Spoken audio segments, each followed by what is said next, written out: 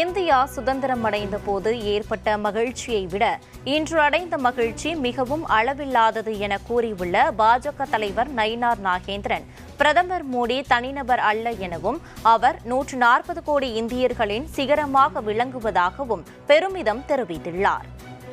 பாரத பிரதமர் நரேந்திர மோடி அவர்கள் இந்தியாவில் உள்ள உயிர்கள் போன்றுதான் பாகிஸ்தான் நாட்டில் உள்ள உயிர்களும் என சமமாக நினைத்துதான் யாரை தாக்க வேண்டுமோ, எந்த தீவிரவாதிகளை தாக்க வேண்டுமோ குறிவைத்து தாக்கியிருக்கிறார்கள்.